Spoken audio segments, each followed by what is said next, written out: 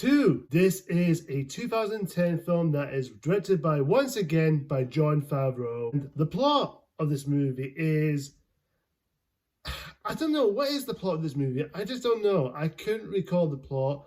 I'll give you some ideas what the film's about. Basically, it takes place just a few months or nearly a year after the events of the first Iron Man movie, where Tony Stark revealed himself he is Iron Man. And of course, Tony has a heart reactor that is in his chest that's keeping him alive, but it's also killing him inside with this some illness or disease. And of course, trying to find the cure. And of course, Whiplash comes into the story to seek on revenge on Stark after he stole his own father's legacy. And of course, Black Widow comes into the mix, Justin Hammer's in the story in the movie, and James Rhodes becomes War Machine. There are some creative ideas in the film. I will say this now, there are some creative ideas and story elements and characteristics going to it, and all that stuff in there could have potential to work. But as the execution goes, I don't know about that. It's kind of... But, 13 years ago, when this film came out, it was met with mixed response, and some fans were left underwhelmed or disappointed by this movie. And I see a few people put this as the below or top 10 worst comic book films or worst MCU movies. But as far as this movie goes, 13 years later, what do I think of Iron Man 2 now on retrospect, especially after Endgame, post-Infinity Saga, since now we're in the multiverse saga? Let's looking back on Iron Man 2 now. It's not as bad as you once remembered. It's definitely not bad. Does it have its problems? Yes.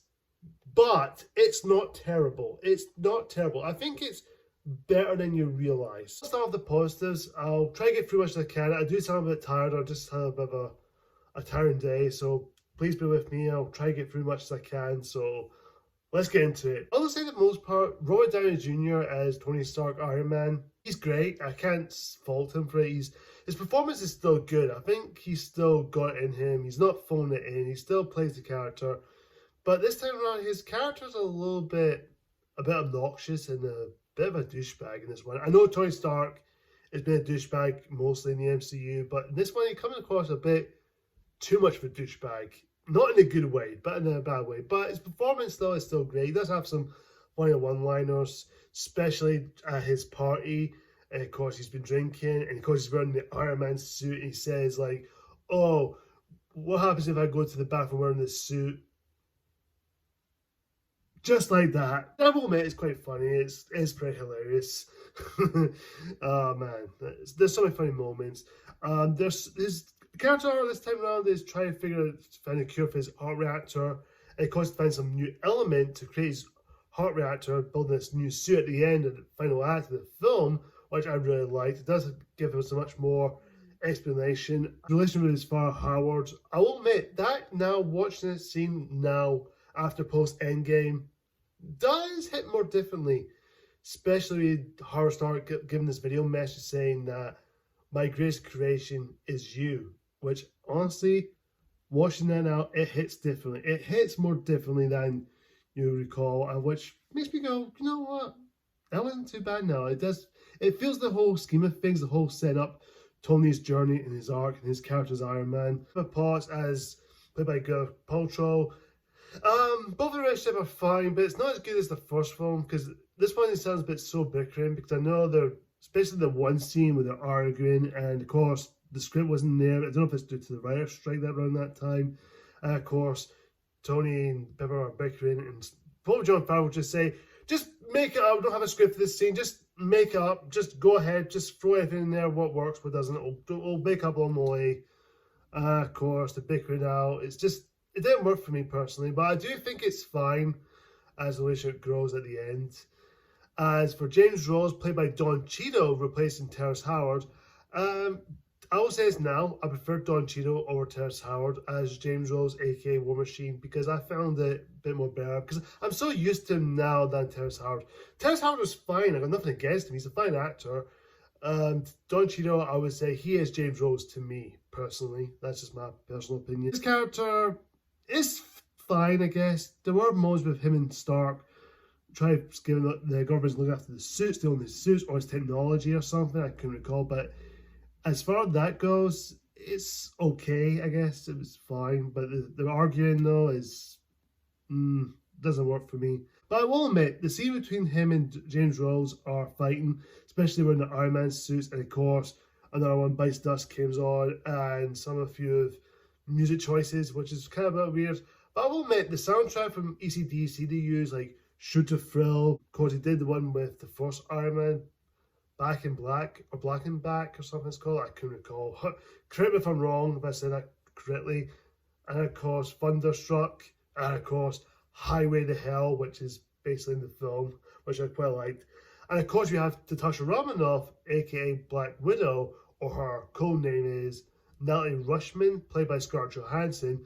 Of course, now it's the first introduction to Black Widow for the film, and which I get the whole idea because she was into this film with Nick Fury, played by Samuel L. Jackson, which has funny moments, and Agent Phil Coulson for a majority of the film, but they're just mostly there just to set up S.H.I.E.L.D. and the Avengers, and of course everything they're setting up, which it does feel kind of advertising. I think it's mainly because Marvel and Kevin Feige putting mandates on Jon Favreau, and of course Jon Favreau has come out and said about how Marvel is not giving much for him to do because they're trying to add in S.H.I.E.L.D., throwing this in there, throwing that in there, not giving him a chance to put his own style to it. There is some great style from Jon Favreau, there are some, but it does feel like Marvel has put control. But the thing is, Jon Favreau is still in the MCU. He's still playing Happy Hogan, Iron Man 3, and of course he appeared in the Spider-Man movies with Tom Holland, which funny thing is, Kid wearing an Iron Man mask, and of course Tom Holland and Kevin Feige confirmed that, yeah, that's Peter Parker.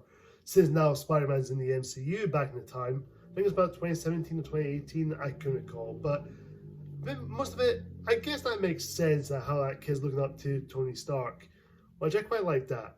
I think that makes sense. But back to what I said about Jon Favreau, he did appear in the Spider-Man movies with Tom Holland, and of course he appeared at the end in the Avengers Endgame at Tony Stark's funeral, which I will admit, he's still in the MCU, so there is some creative things in there you have to give him credit for. So he hasn't come out and bashed Marvel or Kevin Feige. There's still a good working relationship there.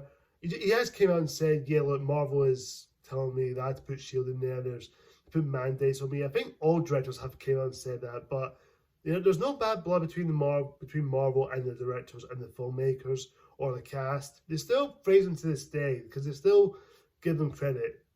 But again, I'll say that for another time about studio interferences or giving creative choices. I'll say it for another time. But as far as the villain goes, Whiplash, he's fine. Mickey Rourke did okay the job, but there's not much to him. But he does have some quotable quotes like saying, "I want my bird." Okay, there's your bird. He loves the bird. He loves the bird. He's just fine. He's just a really weak villain. He's not that interesting. Because I found Obadiah Stane, played by Jeff Bridges in the first one, was a little bit more compelling. But this one, I don't know. I just didn't find him that interesting. He's fine. The suit at the end, he fights with Stark at the Grand Prix racing track is really good. But other than that, it's fine. But apart from that, his character is just there. I do like Justin Hammer, though, played by Sam Rockwell, who I do like as an actor.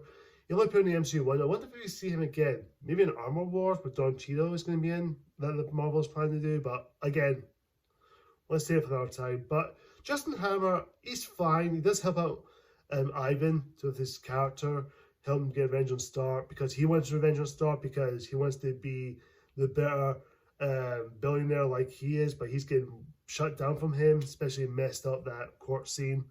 There's so many things in the film there, I just don't know. It doesn't work for me. There are some couple of things that could work, but it just, the execution of the story is just very meh. But other than that, that being said, there are some fun things to talk about. The action scenes, like I said, the racetrack fight between Iron Man and Whiplash, entertaining. I would really like that.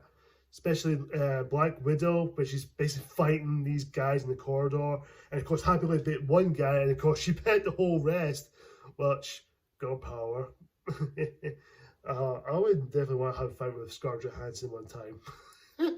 As far as the visuals go, the visuals still looks great. I can't say the visuals looks terrible or amazing, but it's still good for what it is.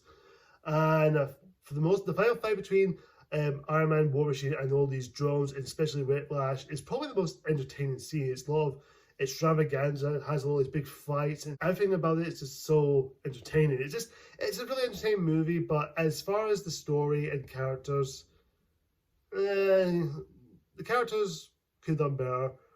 But I will say this now, it does have some few Easter eggs, especially in Agent Phil Coulson picks up Captain America's bootleg shield. And of course, Agent Phil Coulson goes to New Mexico, and of course, we have the post-credit scene with him finding Thor's hammer, which we all know that set up Thor, the first movie, which I will talk about that another time when we get to talk about Thor movies. And two, it's not a bad movie. I would say it's much better than you once remembered. I will say it is my top 5 weakest MCU films, along with Far From Home and Ant-Man and the Wasp and Incredible Hulk and Thor: The Dark World. Thor: The Dark World is still the weakest MCU film, in my opinion. Put that to the side. Like I said, Iron Man 2 is much better than you think about it. It's definitely not awful. It's better than you realize. It's definitely much better. If you're not a fan of it at first, I would say rewatch it again. If you've got Disney Plus, watch it there, and you might find some appreciation. You might find some enjoyment out of it. But as far as the movie goes, it's definitely not as good as the first, but it's much better than you think. Comments down below, what do you think of Iron Man 2? Do you love it? Do you like it? Or do you think it's alright? Or do you hate it? Whatever the case is, or you plan to rewatch it again to see if it's maybe it's not much better than you realised, let me know. I'm curious what to know. Thanks so much for watching, guys. Like, comment, subscribe. See ya!